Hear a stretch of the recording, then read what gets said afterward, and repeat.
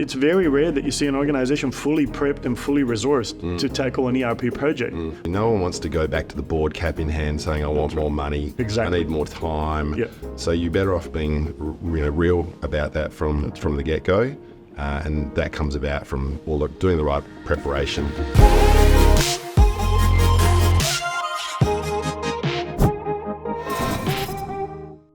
Welcome everyone to SMC on the Couch. My name is Mila Dimkovsky, Executive Director at SMC.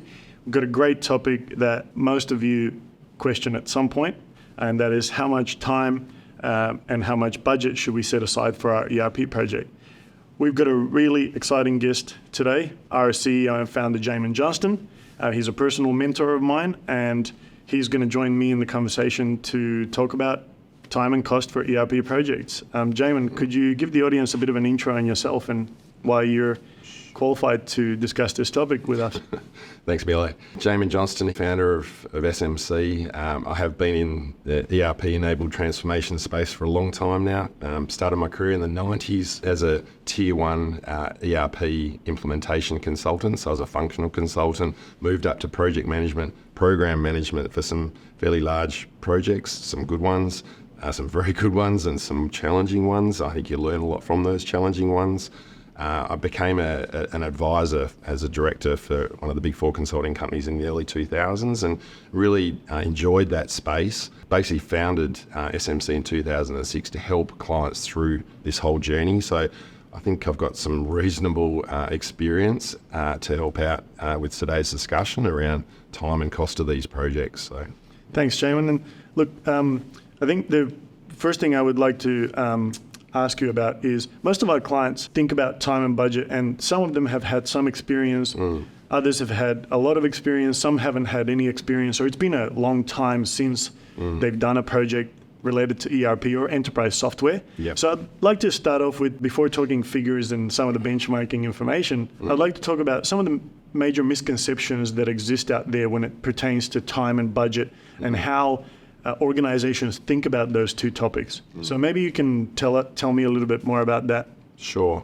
Yeah, you're dead right. There's different levels of experience out there with the clients that we talk to. Some of them have been through it before, have got some lessons learned, some key experiences they can bring to the table, which is great. Others that may not have had that level of maturity or that level of experience, maybe go to market, talk to some vendors, maybe form some unrealistic expectations around how long and how little the projects are going to cost, really, because I don't want to say all vendors, but a lot of vendors focus these projects as technology projects where they're actually business projects. Yeah. And the business side of the project actually takes a lot of time and effort to get right, but getting it right puts you in a much better position when you get to the actual implementation itself. So business focus means doing the right things around the governance of the project, focusing on your people and helping them transition from where they're coming from to the new ways of working and being productive as soon as possible after go live, so that valley of despair is minimised. Looking at your data, often that is insufficient in terms of the level of effort required to get your historical data into the new system. Looking at your business processes end to end, because these systems may support 80-90% of the activities that you're wanting in the functional scope of these projects, but things happen outside of those processes. That's right. Yeah. So really an end-to-end view of the processes in the business. What is a unique differentiator, your secret sauce of your business? That's right. Most businesses have a uniqueness to them. Absolutely. They might believe that their processes are standard or simple or easy to understand, but in essence, that's what the secret sauce of that organization. Right. Yeah. So it's interesting you mentioned that, because most of this stuff sounds like it should happen even before the selection. And absolutely. I would be right to say, what do you say to an organization that says, I just want to select a technology and someone to implement it? What would be your comment to a comment like that? Well, it actually happens a lot. Organisations talk to us about, we need new technology to solve all of our problems. Unfortunately, they don't solve all of your problems. And what I say to organisations is, do you want to take this opportunity through a transformation to address your processes. Is there room? Is there scope to improve your business processes? And 95% of them go, absolutely, yes, we want to do that. That's got to be an objective of what we're doing here as part of this project. So we go from talking about technology to let's back this up a bit and talk about processes, what you're currently doing. Your people know how you currently operate, the ways they work, the pain in the business. And then talk about, well, what could that future state look like with new technology? Some organisations even need to go further back than that and talk about, well, what's our strategy? What's our roadmap? What should we be focusing on in what kind of order? Yeah, the sequence. What should we do first, second, third? Yeah. Because most organisations they have some kind of constraint on budget. Absolutely. Some higher, some lower, but nevertheless, there's a constraint. So therefore, you have to have a sequencing and a prioritization exercise. And I think that's what you're getting at, is the strategy is related to that. Absolutely. And just going through that process piece, not every organisation needs to do it. Some of the smaller, less complex businesses can go straight into a requirements definition and a selection of a system and really lean on the system to change the business. Or just focus on the critical areas, for example. Not do all of the processes, but do maybe just the focus areas, right? What is a competitive advantage for that particular yeah. business. So maybe less about the finance side of things. That's fairly generic these days and supports almost all of the requirements, but things around the operational side of the business that really differentiate that business.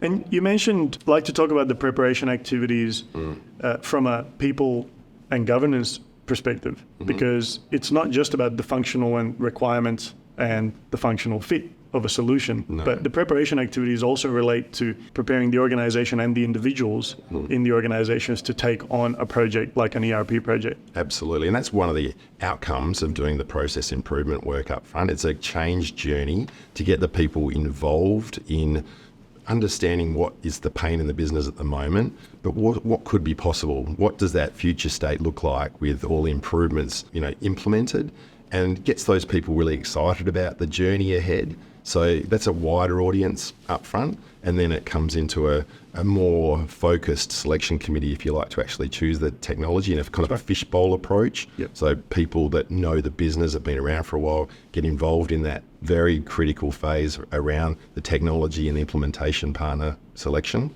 So bringing those people along the journey, getting them to contribute, getting them to own the decisions, it puts us in a better position when we get to the actual implementation itself. That's right. I'd like to talk to you about, you've spoken about review and strategize. You've spoken about building the strategy, prioritizing the needs, then doing some process work and some requirement setting and some people management and figuring out what your future ways of working are. You've alluded to a selection of a technology and a partner for that technology. Is there anything else in preparation activities that organizations need to do before they actually get into the implementation? Going straight from a selection into an implementation is kind of like what we say to our clients, is kind of like building a house without talking to an architect and going through some iterations of what do you want? How many levels? Do you want a pool? Thrashing out all of those decisions is part of a planning and preparation activity that's absolutely critical from our very smallest projects to our largest projects. It's absolutely a key phase for us in determining what the project timeline is all about, because we've talked about the approaches of how we're going to tackle data migration, how we're going to train the people in the business, how we're going to deploy this across the enterprise. Right. Yeah.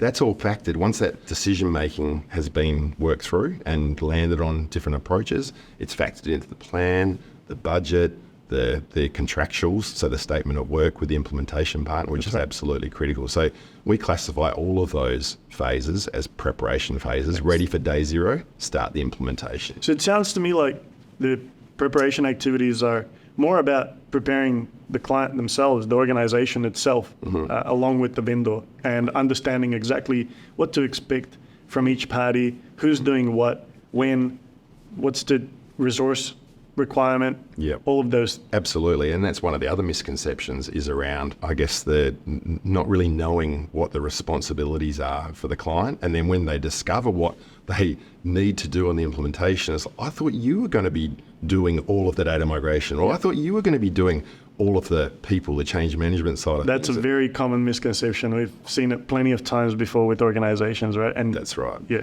And that's one of the objectives of this planning and preparation phase, is to determine what all those responsibilities are, and bake them into the plan and the resource plan, so there are no surprises when we get to the implementation. And more importantly, I mean, if you notice gaps, right? It sounds like it's the opportunity for you to answer the question of, where do I need to supplement the organization? Because it's very rare that you see an organization fully prepped and fully resourced to tackle an ERP project.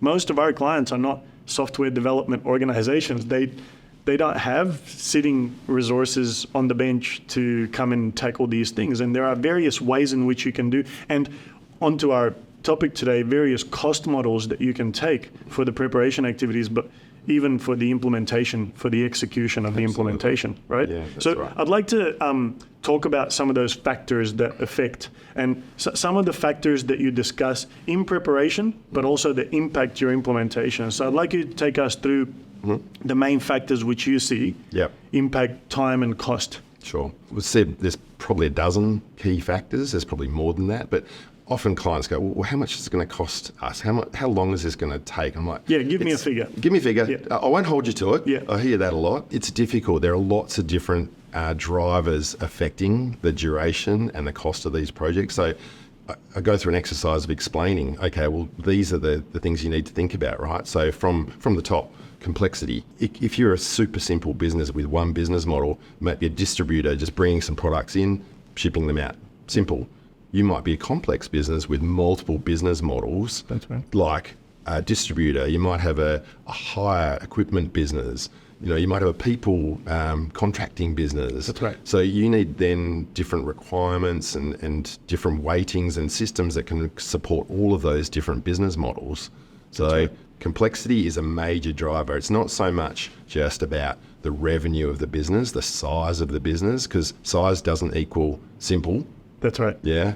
And number of employees also doesn't equal simple or complex. No. You could even be a smaller, you would say, scope-wise simple business, but you may have a variety of different processes for your clients as an organization that you introduce flexibility in your process, and that might introduce complexity. Even though you look like a simple business, some of the flexibility that you show your clients and the value you add to your clients, right, might be introducing complexity. So then it's about, well, how do we simplify that? Absolutely. Or how do we implement a solution that handles and gives us the depth and the width of the solution to be able to give that flex, right? Yeah, absolutely. So it's not always you're a complex or a simple business. You need to kind of dive a little bit deeper to find out truly where the complexity lies. Yeah, and you mentioned process scope, so that's obviously another key driver of this. If it's a narrow scope, finance only, maybe a bit of procurement, simple, that's a lot easier. So the time and the budget's going to be less than a broad scope.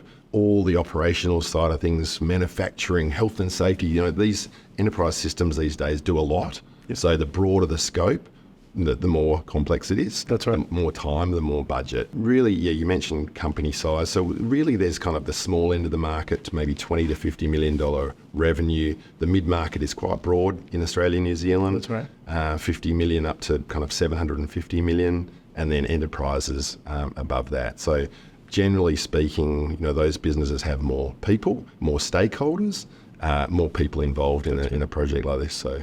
What are some of the other sort of factors aside from complexity that you see? Number of users I mentioned, the company size, really a main driver from the exec or the stakeholder in the exec around, well, is time of the essence? Or is it cost? Do we want to put this in as cheaply as possible? Or is it quality? We want a really quality process with minimal kind of disruption. And is there a balance between those three factors? And sometimes all of them are critical. Yeah. Time, risk, quality. Obviously. And that's a different kind of challenge. Would you say it changes the resourcing needed and it changes the investment being made? So it's not about decreasing one of those. If all of them are crucial at that point in time for your organization, then it unfortunately means that you probably have to invest a little bit more. Absolutely. Yeah, if it's time, we have to get this in by a certain date, well, then you're going to have to load up the resources to get through the work. Yeah. Or if it's cost, we want to do this as cheaply as possible. Okay, well, then use all your internal resources, don't go external. But that raises the risk factor of the project. And you can determine that, as you mentioned before, during a strategy, for example, you can talk about, well, this is our constraint as it pertains to cost. Therefore, we need to sequence this strategy a little bit, the execution of the strategy a little bit differently, right? Yeah, exactly. So that's what you were talking about before, is the preparation activities are actually addressing some of these factors that you will eventually plan for. And that's the importance of what you were saying about the preparation activities, is go in with eyes wide open into the execution part. Exactly. Right? All right, well, you've mentioned complexity and time, quality, risk. What else? The digital maturity of the organisation. So I mentioned before about the process work. That's a good time to assess the digital maturity of an organisation, kind of what capabilities exist with the business. Are you paper-based? Does the warehouse run with people printing out paper? Okay, well, the capability is quite low in terms of a digital perspective. And the impact of change is massive. Quite large. Yeah, exactly. And others may have a mid-tier ERP system that they've grown out of, so they're kind of accustomed to using reasonably modern systems. They're not coming out of a cave into the modern world, which is a massive transition. So we do look at that digital maturity and how far an organisation actually wants to go with this exercise. Right. Would you say each year that an organisation delays an improvement program amplifies the cost? That's typically what we find, right? So companies that wait for 30, 40 years.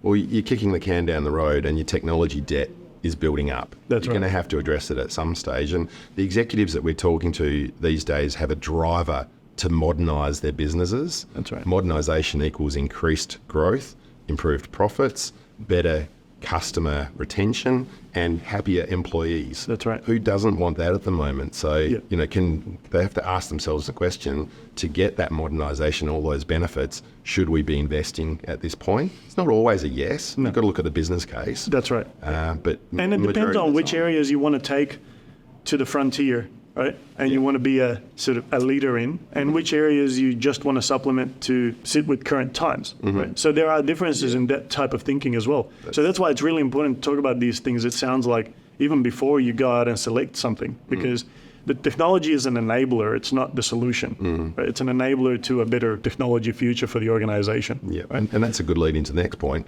around the functional fit of the solution. So that's really important, right? Oh, it's really important. When you go through the process improvement piece and you're looking at that kind of could-be future state operating model, it's quite utopian, drives out the requirements, the critical requirements for the business. And what you're looking for in functional fit is what systems are going to support the majority of those really important critical requirements.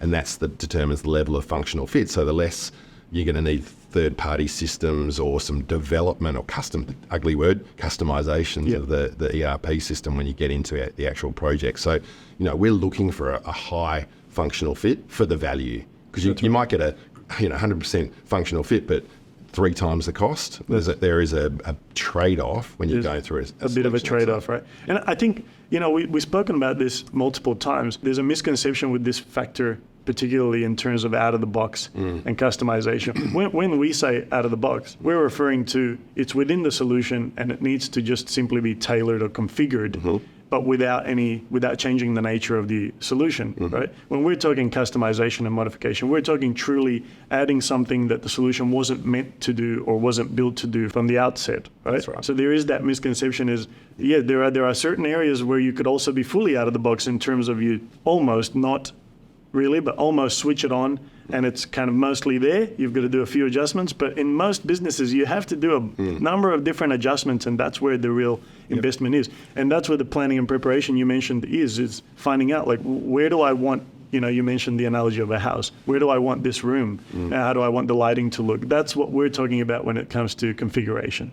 Absolutely, yeah. In terms of technology. That's assessing the functional fit and determining what, if any, customization is required. Virtually every project has some level of development or decisions to be made. The functional fit is rarely up towards 100. It's more like 80, 90%. And that's interesting. So that's one thing that impacts cost quite a bit. What would you say is an acceptable range, or at least an average range that we've seen over the last sort of decade to 15 years? Yeah, we say roughly 10%. I mean, the more complex the project with more integrations and so on, probably slightly higher than that. That's right. The more simple ones, slightly lower, but roughly 10% of the implementation project budget around the development side of things. And you mentioned before about changing source code. Some of the platforms, modern platforms these days, are designed to be extendable. That's so right. you can do things around the edges that don't impact the core solution. That's right. Yeah. Like a Microsoft So it's solution. a bit more of an enhanced configuration or enhanced customization. Yeah. And the other thing you mentioned is integrations. They impact a lot.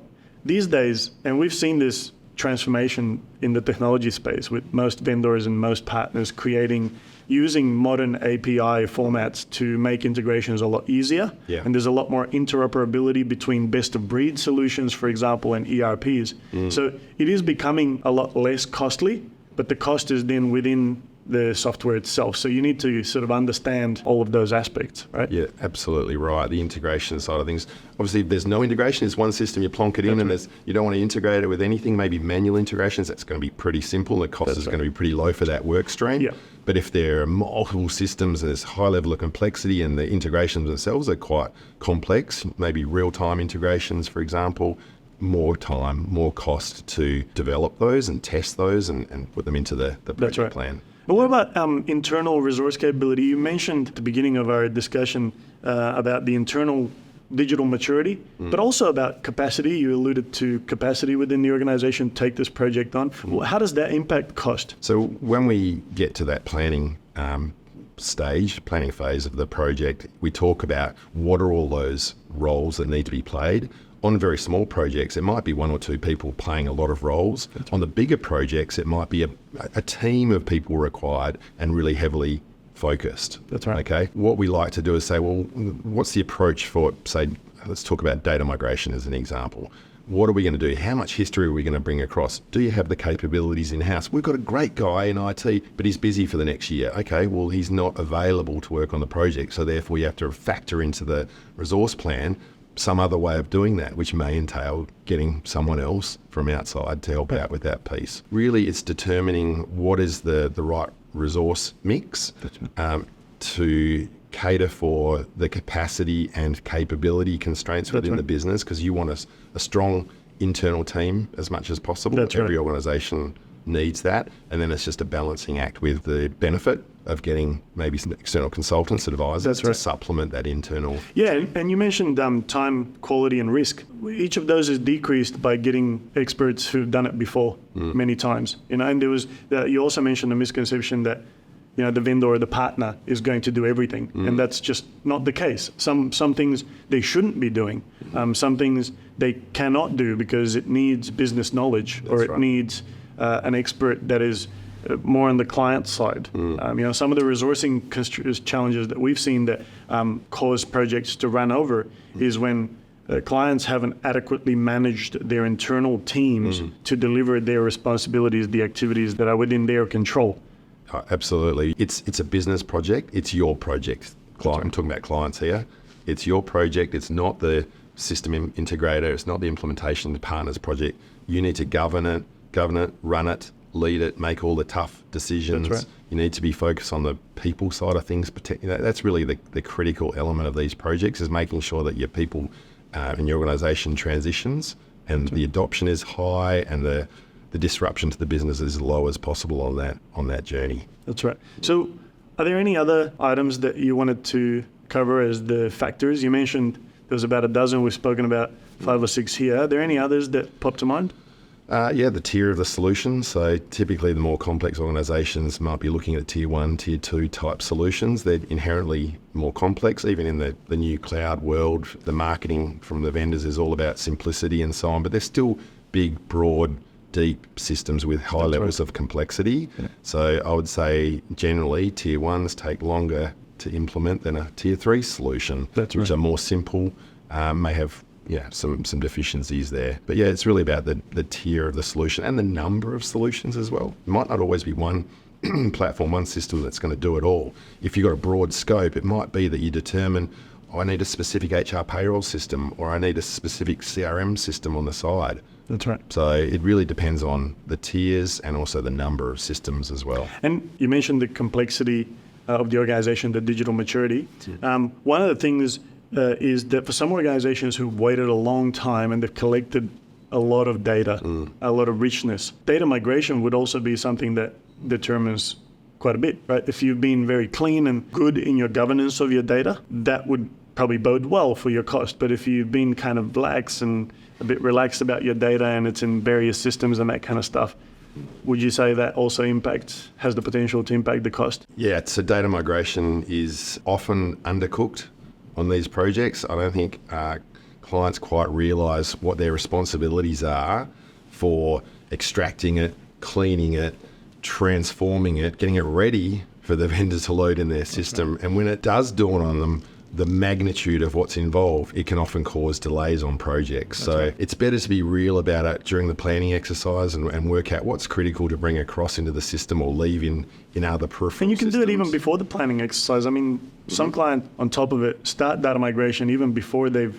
selected a solution, sort of start thinking about it. You know, it could be part of your strategy, it could be part of your process work that you do, that you determine, look, we kind of know that we've got a lot of work ahead of us, right? Even before we choose a technology, let's figure out ourselves, what do we want to keep and what do we want to bring in, right? Absolutely, yeah. So it's all about assessing what you've got, the quality of it, and then working out a plan and working out who you've got internally to help out with that, whether you want to automate it or keep it manual. These days, automation is absolutely the right way to go. That's right. In the vast majority of cases, because it works out, effort-wise and investment-wise cheaper. But yeah, you're right. Factor all that effort in, get as much done of that as possible pre the implementation, leave as little as possible for the implementation, and de-risk the overrun that's associated with data migration issues during a project. And it's actually one of the key success factors of a project like that. Get it right. No. You put crappy data in, you're going to get crappy stuff out. That's right, yeah. It's all, yeah.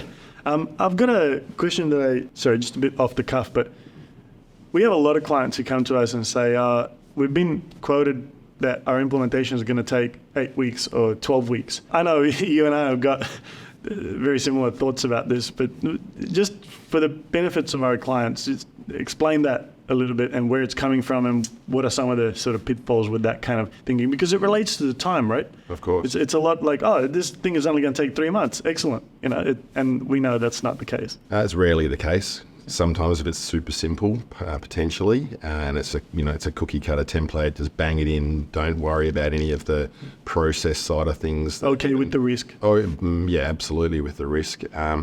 Other times, I think maybe some of their clients' responsibilities and length of time to fulfill those responsibilities is undercooked. Yeah. We often see testing a day, give it a day or two for that. No, it's often multiple cycles over many weeks or months even to test the system so that you don't have problems when you actually go live. That's right. With that. Likewise, data migration, the client-side responsibilities are often kind of undercooked. It's just give us the clean data by this date. That's right. Whereas there's actually a lead up to getting that That's right. Sorted out. And sometimes the client is unaware. Some clients are unaware that they are actually responsible for configuring the solution in that 3 months. Yeah. And that has happened before. For both of us that have been parts of ERP big projects, configuring functional consultant, solution architect, we know that that's a very difficult thing even for experienced resources to do on their own, let alone organizations with individuals that haven't done it many times before. So it's very rare that you see an organization fully comfortable with configuring their own system. Yeah. It has to be a really niche sort of best of breed solution that only does one or two sort of main things. But other than that, there's so much complexity, right? Yeah, leave it to the experts. That's right. I guess a lot of that is dealt with during that planning and preparation phase. Exactly. So the responsibilities, the realistic time frames, you bake that all into the project plan. That's taking into account what the vendors have put forward, as well as realistic assumptions around how long everything's going to take on the client side to get done, and even leave some fat in there as well. So what we like to say to our clients is don't talk about timing of these projects until we get through that planning and preparation phase and you've actually locked in a plan. That's right. Light the path and know what's coming ahead, or eyes wide open and know what's coming ahead. Because then you'll be much more comfortable. You may not be 100% happy, right, with the timing and the cost, but at least you'll know that it's achievable and you'll know that it's real. And that's right. When expectations are managed, you tend to be satisfied at the end of a project if you've executed based on that. Absolutely. No one wants to go back to the board cap in hand saying, I want more money. Exactly. I need more time. So you're better off being real about that from the get-go. And that comes about from doing the right preparation phases. I guess we talk about that a lot in terms of doing the right preparation and so on, but some organisations go, give me an idea about the time and cost. I need it. Exactly, yeah. Before we brass even tacks. start. Exactly. We've spoken about so many things, right? You've mentioned at least 10 very distinct things that organizations need to think about and some of the factors. But brass tacks, as a client, so how much is this going to cost me for my business based on what you know about us, even from an introductory chat, when we have those? Yep. So what would you say are some of the benchmarks, and what sort of benchmarks tools do you also use, if you can cover that at the end? Yeah, sure. A good one that resonates well with our clients is this project for the preparation and the execution, even some of the ongoing costs as well to maintain your asset. You should be looking at roughly 1 to 2% of your annual revenue as an investment for the first year of the project. And companies go, oh yeah, okay, so we're 100 million, spend about 1 to 2 million. Okay, I'm getting the ballpark. That's early on. And then once we go through each of the phases, it gets more clarity, more clear about what the different components are, what tier of solution, how many users, what modules you're going to buy, how it's going to be deployed, in what kind of order. That's right. Because we didn't really talk about deployment before, but big bang is obviously higher risk, but it gets done quicker. A longer, geographic or functional deployment may take longer, but is less risk. That's right. And less cost up front. Yeah. So the cost is over many more time frames. That's it. So that's a good cost benchmark. There's obviously lots of different components to that cost analysis, all the preparation components, the SaaS subscription fees, the implementation costs, if you've got any external costs involved there, all of that needs to be factored into the mix. But overall, everything combined together, roughly 1 to 2%. The really super complex projects that last a bit longer, maybe a bit more enterprise level, might be a bit more than that. Yeah, so you mentioned, a few tiers in terms of organization, the way they can sort of think about it. But what are some of the sort of timing implications for the different types of tiers of organization based on revenue and perhaps even employee size? As I mentioned before about the tiers in the market, so the smaller type companies that are scaling up, the $20 to $50 million kind of bracket, they may skip the strategy and the process work and jump straight into the selection and then the implementation side of things. So we say the preparation component, to get to day zero of the implementation might be between 2 to 4 months. Yeah. And then depending on all those things I talked about before, the implementation might be 4 to 6 months. Right. Okay. As in terms of a rough kind of timing. Lots of different things go into that, as I talked about. Next level up. You're meaning 4 to 6 months for the implementation? Yeah, past the preparation. Yeah, that's right. Then really the lower end of the mid-market from 50 to 200 million, a bit more preparation involved. Most of them will go through the process improvement piece, the selection, the planning and preparation side of things. So 4 to 6 months, and then the implementation itself, 6 to 12 months. And I'd say some of the reason for that is that the step up in transformation that those two tiers are making is very different.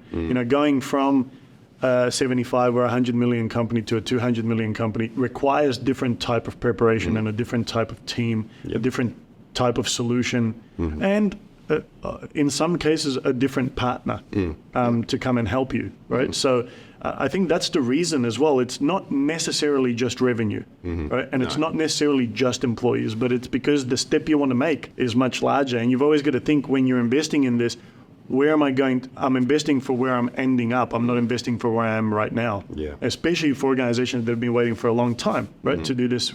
Right? Would you agree with that? That's right. They want to future-proof their investment. So when we say 20 to 50, we're talking, well, what are your aspirations over the next 3 to 5 years? That's what you plan for in terms of investment, right? That's right. And then once you get above that, 200 to 500 mil, that kind of the upper end of the mid-market, it's going to take a bit longer to prepare, maybe 6 months, full 6 months. That's right. There's a critical path that you go through there, maybe slightly longer if you're going to do a strategy and a roadmap up front. That's right. To align your stakeholders and work out what priority you're going to invest in over the next few years. The implementation itself might be 9 months to a year and a half, depending on the deployment approach and how it's going to be tackled to de-risk it. And then you get to the big boys, the enterprises out there, the 500 mil to many billions. You're looking at least 6 months to do the preparation, depending on which phases you go with, and then probably 12 to 24 months to actually implement the system and start getting the benefits from it. That all sounds great as benchmarking. What are some of the tools and practices that we employ at SMC, for example, just to explain to clients of how we actually set those benchmarks and where have we sort of gotten that from. I think a lot of clients do ask us that question. So on behalf of them, I'd like to ask you so we can explain to them, well, how do we actually come up with these figures and how do we know that? Good question. There's probably two sources of information. One is research, global research. We're constantly doing research.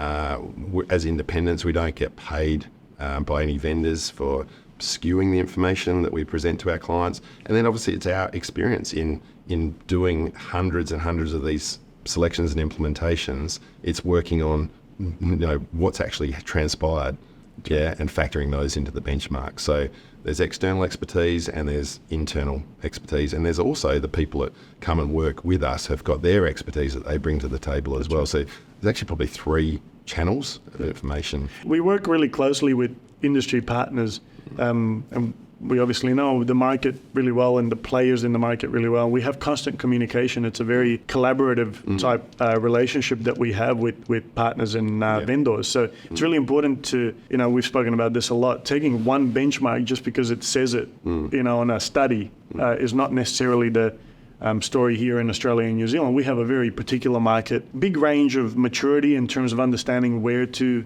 invest. And while we're not perhaps as large a market as Europe and North America, we still are a growing market, and we have a lot of organizations investing in this, especially during the last decade. But even I think it's foreseen that ERP spending over the next 10 to 15 years is going to be increasing year on year. Double-digit growth is forecast for and I know we both know that COVID has really sort of accelerated that investment. Right? Organizations are looking to modernise, they're looking to streamline their businesses and just transform and improve. And the way to do that, a catalyst for doing that, is investment in new enterprise technology. That's right. So, Jamon, that's been really great. I know we've spoken about this many times in the past, so I'm really happy that you came on and to give our audience a little bit of a view into how we think about time and cost on ERP projects. I like to ask, what's one takeaway you would give for time and cost? Do the right preparation. Invest the time and the effort and the dollars to do the preparation phases correctly, to determine high levels of accuracy as you go through a program of work like this. Ready the organisation, get the accurate budget in place, get the accurate timeline in place, so you can, hand on heart, go to the board and say, yep, we've done everything we possibly can to prepare for the journey ahead. We're ready to go. Thanks so much for taking time, and you've been really generous with your time and your knowledge. One thing I'd like to leave you with is it's clear to see that you're very passionate and you instill that across all of us. I know I've learned a lot even from this chat. I know we've had lots of discussions, but thanks so much for your time, and we'll see you next time.